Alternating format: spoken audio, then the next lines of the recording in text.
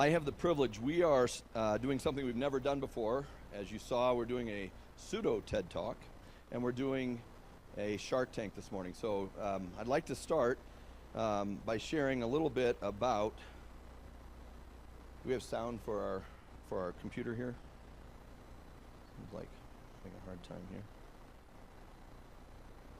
Sharing a little bit about Dr. Doss, who's going to be starting our session this morning. From the very first depiction of eye anatomy by Hippocrates and Galen, we've come a long way now, and the next evolution in learning, the revolution of augmented reality-assisted learning, is here.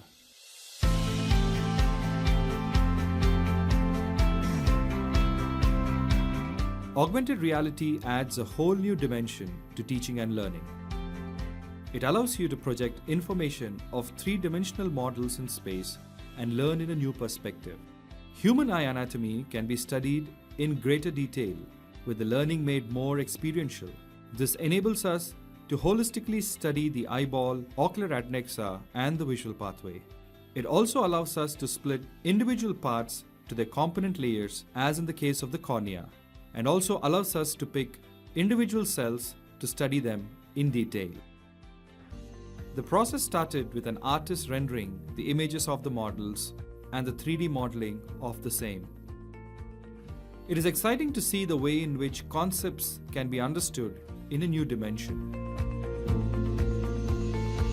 The models were coded onto the device and projected through the HoloLens. It was a multidisciplinary collaboration that brought together individuals from different disciplines to build an amazing solution of the holo eye anatomy.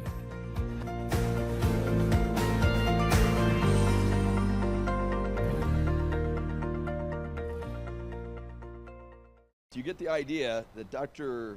Doss is truly an innovator, and he's behind many different things. He just recently was awarded an Oxford Fellowship and has been, by Rolls-Royce has been part of that. But Dr. Vipin Doss has come to our attention through Christos Ifantidis, who's with the University of Colorado at Denver. And Christos was a global fellow with Wills Eye Institute. And one of his rotations was at LV Prasad, and he called me up and said, "Stan, I have met one of the most impressive innovators ever, and he's a strong believer." Vipin is an ophthalmologist, he's an innovator, he's a maker, he's a clinician scientist, he's a Sunday school teacher and a pianist. He's at LV Prasad, and one of the things that he has been part of is the Innovation Center for the last 5 years in around 2013. He's become the most famous really for writing their iSmart EMR, where they have millions of patients' records, and he's basically the chief architect of this. Started programming at age 2, I believe, something like that. He's certainly someone that if you search on Google, you will see that he is truly an amazing person. He's involved in many projects, and specifically the Innovation Center is the center of many of these projects.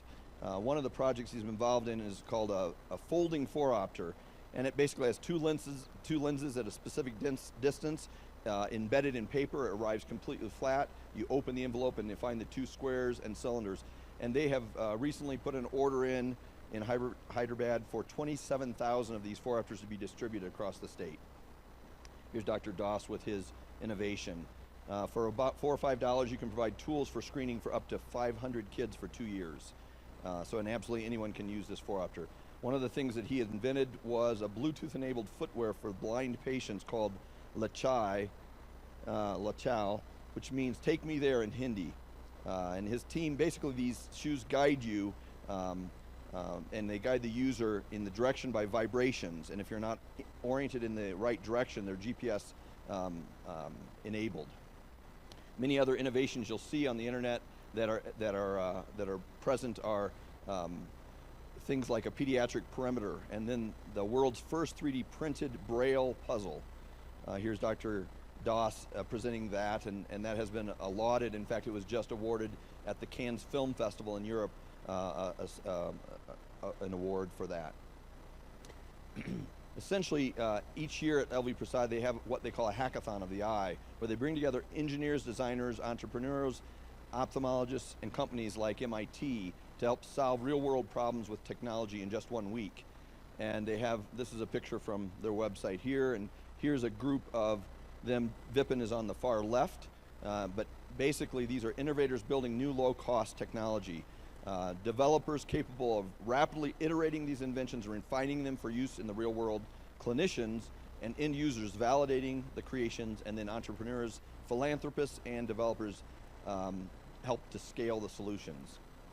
Essentially, they come together 1 week. It was just last week, or July 3 through 9, and their goal, catch this, is a 10 times improvement of the existing gold standard, 10 times improvement of the existing gold standard, and a democratization of healthcare through a 90% reduction in price.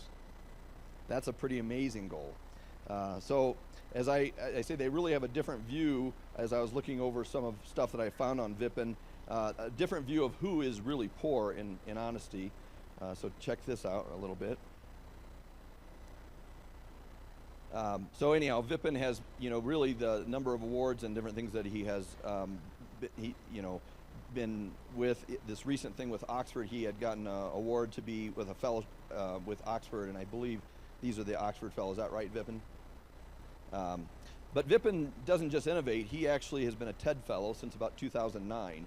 And so in India, they have a TEDx Hyderabad, and they're building a community of thinkers, enablers, and doers, one idea at a time. Here we have one of their meetings from last year, and they have quite amazing speakers. Here's Serena Williams as one of their speakers. Here we have Vipin with the TED logo here, and here's Vipin with other organizers. If you're a Twitter follower, which I'm not really, but I did stumble upon Vipin's Twitter feed, and he's actually quite amazing in what he's got. And one of the posts I really liked was 2009, my first TED Talk today, a humbling experience, out of words to describe the feeling. And then, I love this one, my first car breakdown in the US on I-90 in Indiana. Awesome tow truck ride back to Chicago. We were stranded for 4.5 hours. I was like, wow, this is awesome. So now Vipin told me we can't have a TED Talk here because it's branded. You just can't do, can't use their logo. So I was a little careful not to mark it too heavy for that. But we decided it's a pseudo TED Talk, so we could have our own color. It's blue. And if you stand up, you'll see that Vipin will be on the blue carpet this morning. So with no further ado, I've got one last... Every amazing idea that is stored up in every doctor's brain today has the potential to become a reality. Thank you. Dr. Das? Thank you, Stan. Good morning, everyone. Well, it's quite hard to recover from an introduction like that, and this is the first time I've been so close to a lamp ever in my talk. But before we begin, let's all look to the Lord in prayer. Thank you, dear Heavenly Father, for this wonderful time of fellowship that you've given us all here, Lord. You brought us from different parts of the world. Thank you for this amazing insight into the calling that you've given each one of us, Lord, to do your will and to minister to the needy. Thank you once again for bringing us here, and whatever we share, Lord, it is for your glory, and what you've done in our lives, it's an open book. And thank you once again for this time of fellowship and prayer. In Jesus' name I pray. Amen. All right, so as Stan said, Vipin, can you share a little bit about innovation in ophthalmology? I thought today I will share my journey and how the Lord kind of led me through my life. And predominantly I wanted to put it as ask, seek, and knock. Ask, and you shall receive. Seek, and you shall find. And knock, and the doors shall be open unto you. My life is defined by this picture. I'm grateful that the Lord gave me an opportunity to be in the Sunday school ministry for over 2 decades. And my journey with my Sunday school kids is what has shaped me as a Christian. And this is my Sunday school children. This is when they were about, I think, 8 or 9. But I followed them when they were 6, and right now some of them are doctors and some of them are engineers and working. And as I went through the years teaching them is where I truly kind of understood how you can apply faith in your daily living. And I could not teach my Sunday school children something that I was not practicing in my own life. And over the years, it was such a joy to be a part of their lives and journey. This is my mother. While I was a year old, my mother had to walk out of a marriage with me, just me. And to be a single parent in India is really tough. But I always say this, that when that moment happened, when mom had me in her arms, I think we just walked into God's hands. And ever since, the Lord has been our provider. And for me, as I grew up, it was a very, very deep relationship with Jesus, and how I looked at him as my Heavenly Father for everything. And how the Lord over the years has told me and taught me how to live on a verse, just a single verse. And this was a verse that the Lord gave me about 18 years ago in 2000, while I was waiting to hear about the results, whether I would get into medicine and be a doctor. And the Lord gave me this verse. He said, "For I know the plans I have for you, declares the Lord, plans to prosper you and to not harm you, plans to give you a hope and a future." And I've been living on this verse ever since, of what the Lord has promised me, and in all of his mysterious ways over the years, how he's opened up doors that I have not even asked or not even dreamt of. And one of the most amazing life-changing experiences that happened this year, just a couple of weeks I came back from, is I found myself standing in front of this door of the St. Cross College in the University of Oxford. This happened with a casual conversation with one of the staff at the British High Commission, and they said, "There's a fellowship, we know what you do, I think it'll be great if you apply," and it's a UK government fellowship. And for the past 3 months, I've had the amazing opportunity to spend time with 13 other amazing people from India and Sri Lanka and delve on learning all of this. And of course, ophthalmology doesn't figure anywhere in that word. Of how the Lord took me there to kind of broaden my horizons, broaden my thinking, broaden my perspective about what is innovation, what is technology, and what we can do with that at scale to touch the lives of millions of people. And what did I learn from all of this is what I wanted to share from you, right? Number one is environment, right? And when you look at this picture, it really kind of gives you a sense of awe. It kind of helps you get an emotive response on this, right? And how do you balance a physical and also a mental environment as an innovator, right? So how can you create one for yourself to begin with? How do you create environments of thought? How do you create environments of grand vision for yourself? And then how do you create that for your teams to innovate? And then as you go on expanding this, how do you create that in different communities around the world? So environments of creation for self, team, and community is so vital when you look at really changing the game. Number two is personalities. Now, this is something that I think we all interact with. We have people in our team, you have introverts, extroverts, but it was very interesting to be mindful and see that how an innovator goes through different personalities. You're an explorer, you're an analyst, you have to be a diplomat at times, and probably you just have to be a sentinel as well. But how do you truly kind of understand your true self of when you innovate and when you kind of ideate predominantly? And I turned out to be an ENTJ predominantly.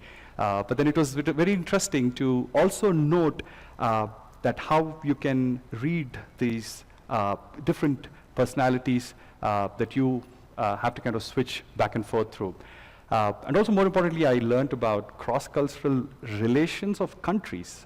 What are linear active countries, multi-active countries, and reactive countries as well, to look at how innovation can be relevant across different geographies and borders as well. Perspective. Well, this is one of the most important things that I thought I would share today. As an innovator, when you ideate, everyone here in this room is an innovator and potential to think big and ideate as well. So there's the hype cycle. I don't know if you know about this. This is from Gartner. But there's an innovation trigger. There's a peak of inflated expectations. There's a trough of disillusionment, slope of enlightenment, and plateau of productivity. Now let me give you a simple example. What is the biggest innovation trigger in the world today? Let's build, an app.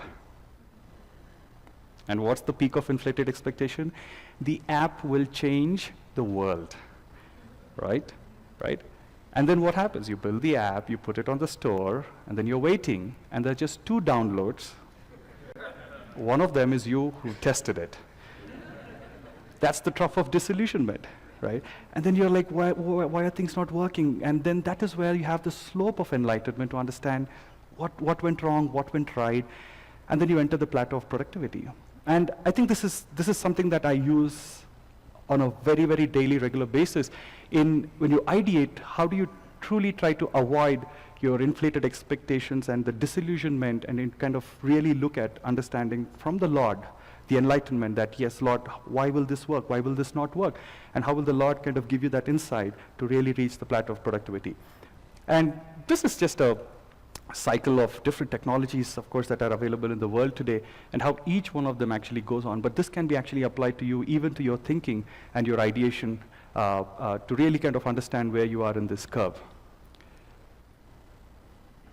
For a journey of an innovator, it's a long drawn thing. It's not that you have immediate results or immediate gratification on things that you do.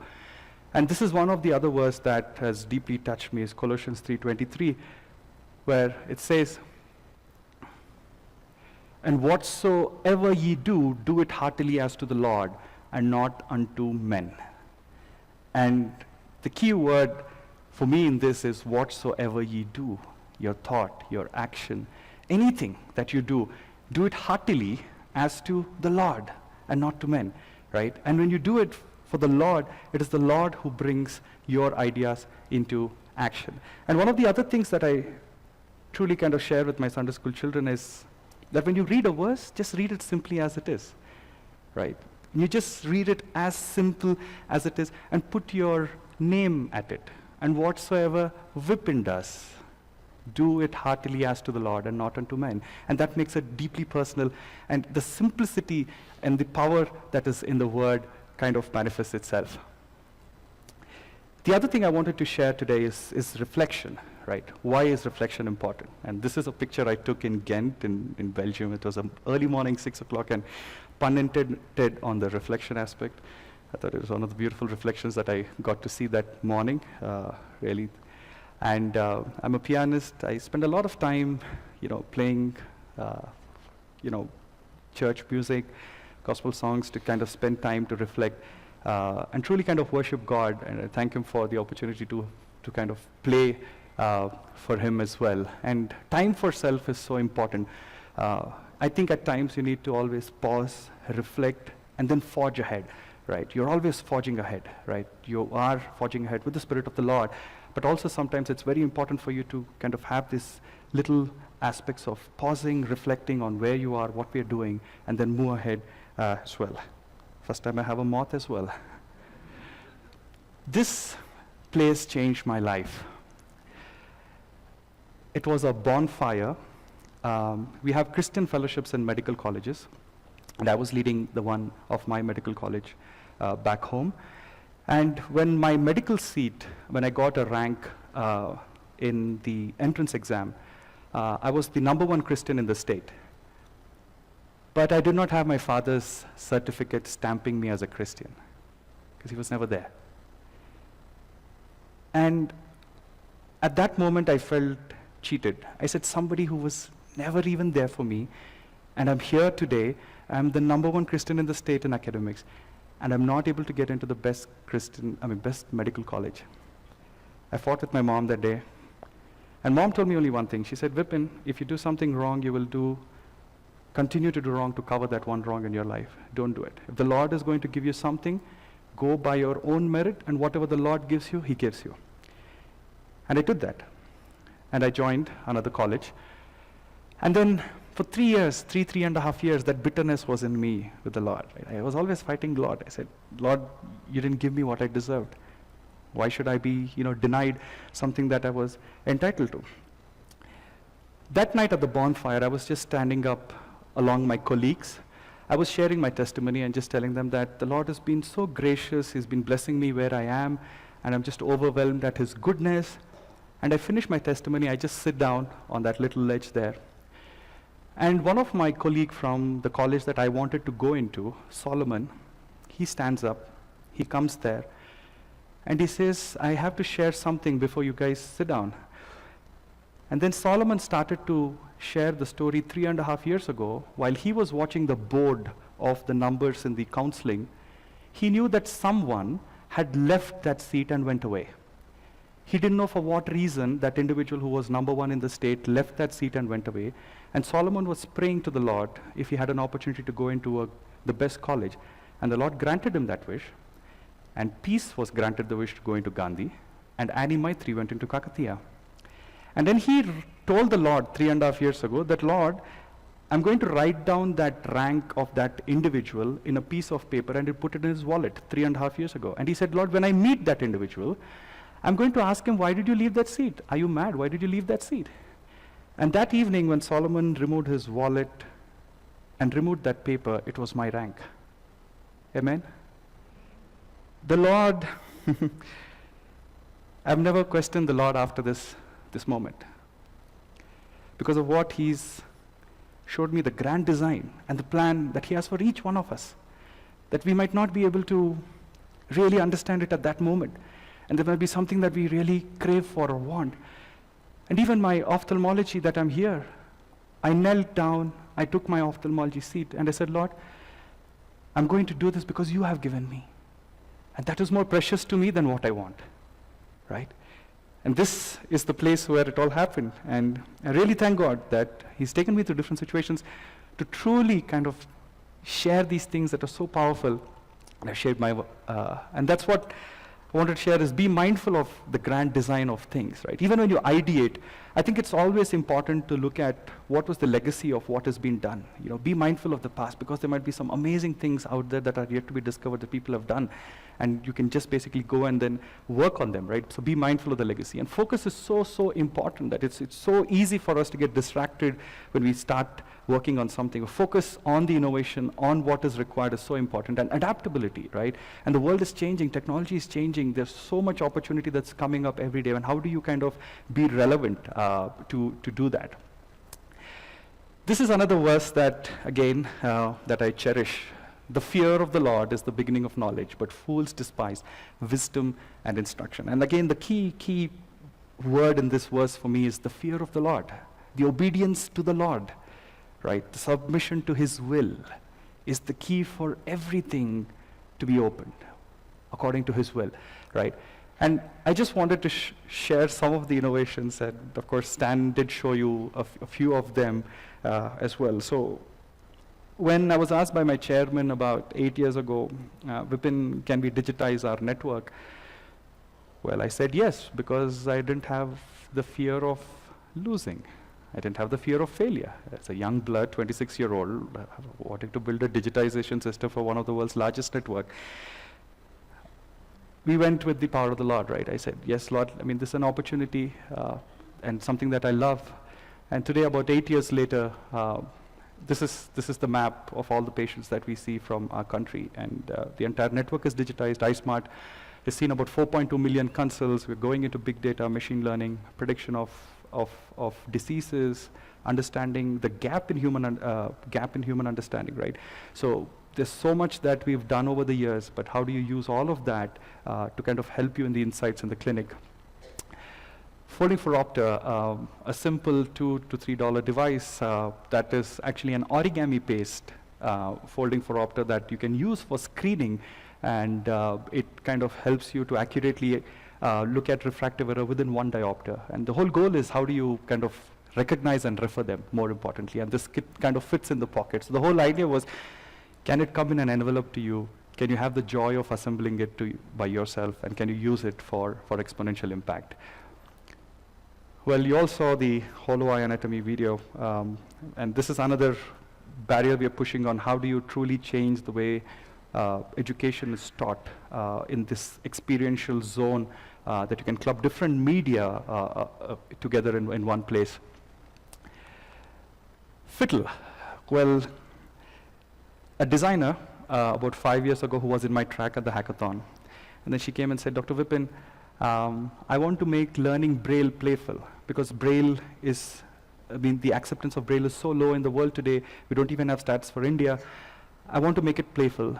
So I said, okay, so let's kind of work on a grid with wooden sticks where we can kind of arrange it in the form of a shape. But then Tanya spent about 48 hours, and then she came back and she said, Dr. Vipin, I think I have an idea. And there I knew that the Lord did something special there through her. And she came up and she said, Dr. Vipin, we'll make a puzzle, we'll 3D print it. Each of the puzzle's letters will be one piece of the puzzle. You can bring the puzzle together. The blind child can understand the form and shape. And then the next moment I said, let's make it open source. Let's take it around the world. Let's put this into the hands of a lot of people and let's see what happens. Fiddle today has got about 8 things, but what has happened over the years is that it has garnered support from some amazing individuals and amazing organizations today. And we have teams both in India, in the United Kingdom, the RNIB, in Sri Lanka, in China, who's taken that and created the 3D forms of fiddle, Italy, and in Germany as well.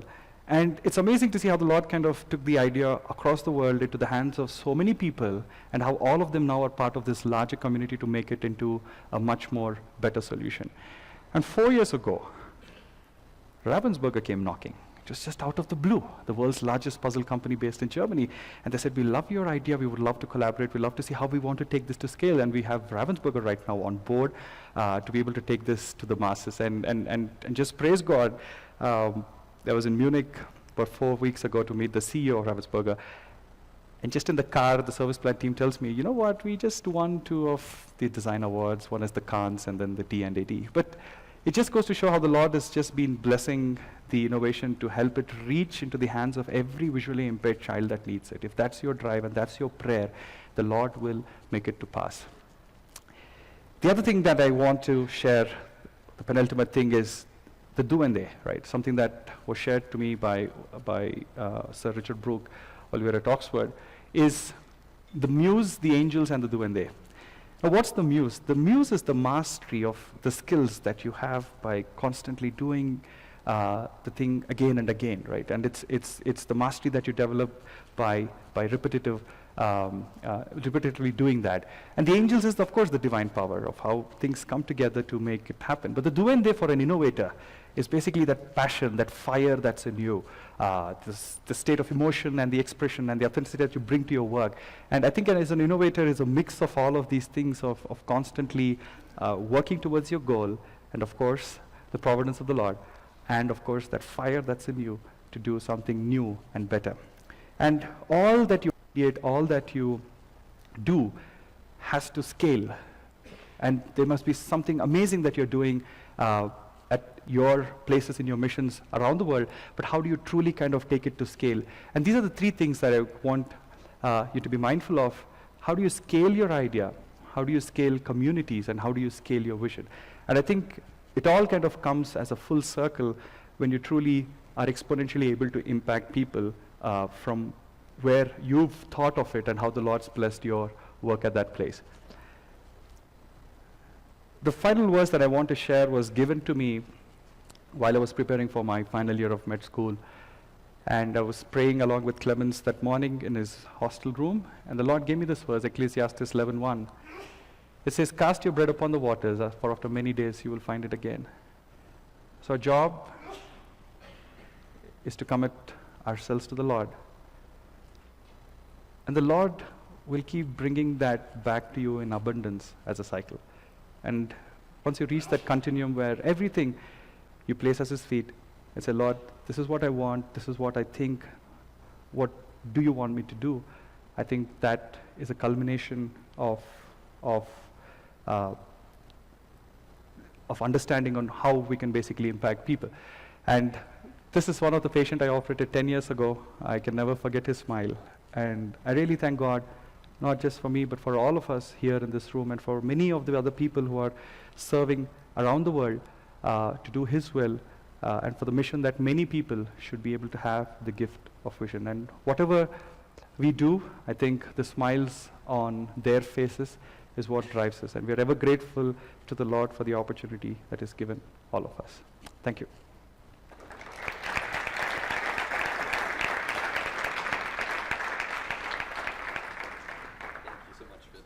Thank you so much, Vipin. Thank you, Stan. We reserved a little time for question and answer for Vipin.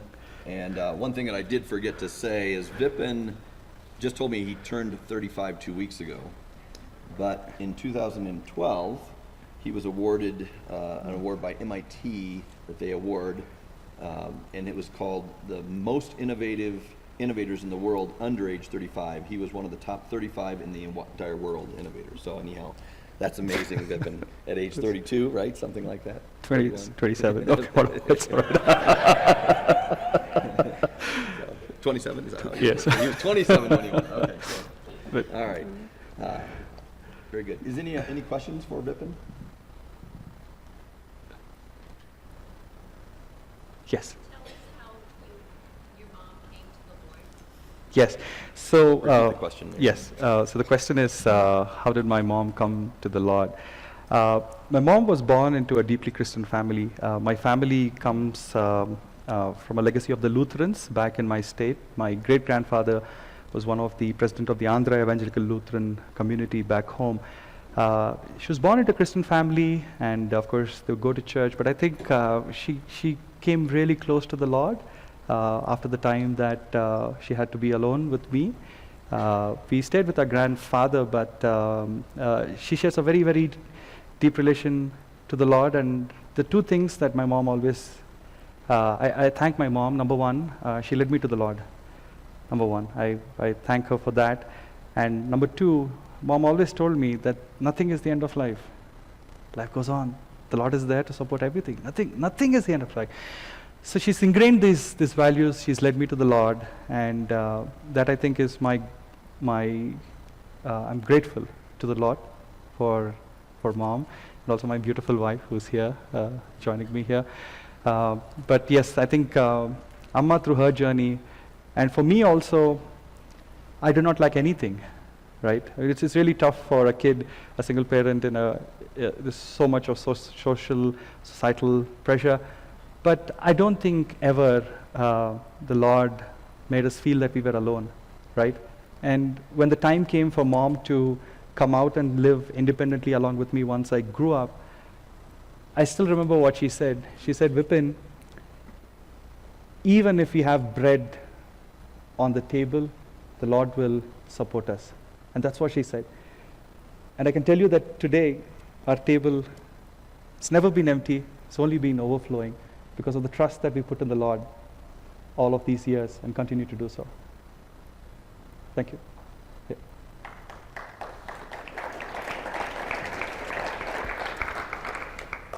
Cecil. Yeah, so how is it for you as a Christian in India? I mean, I've heard stories of persecution, but actually it sounds like you can pretty openly be a Christian there. How is that working? Yes, I think India is a land of diverse religions. It's tolerant, and it's an amazing place to be in. And in terms of practicing your faith, we do it openly. And the city I come from, Hyderabad, has very large and strong Christian communities around. And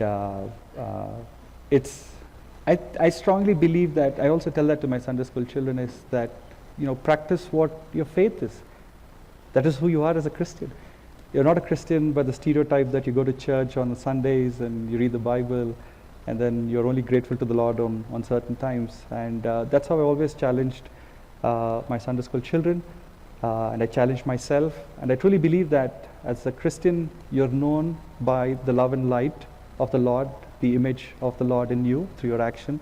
And I think that is one of the most powerful things that you can do to impact people. And I'm grateful that in the land that we live, we do have that opportunity. Thank you. Good. Vipin, I appreciate it, and I hope that some people will get more chance to chat with you. It's been a blessing that you've come all the way from India. We're truly blessed to be in contact with you, and we'll look forward to many Thank you. years together. Thank you. again. Thank you so much. Thank you.